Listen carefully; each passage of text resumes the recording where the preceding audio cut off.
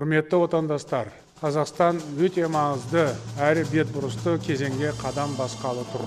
Конституцияға түзетулер енгізу мәселесі бойынша шешім қабылдайды. Бұл мемлекеттің және бүкіл қоғамның болашағын айқындайтын жауапты сәт. Ел тағдыры ешкімді бейжай қалдырмайтыны анық.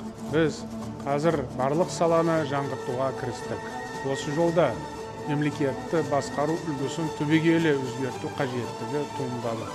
Оның басты мақсаты елімізді одан әрі демократияландыру, халықтың мемлекетті басқару ісіне қатысу мүмкіндігін кеңейту, үкіметтің тиімділігін арттыру.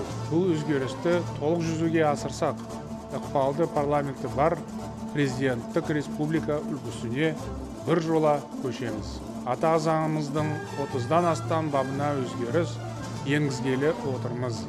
Оның бәрі азаматтарымыздың мүддесіне толық сай келеді.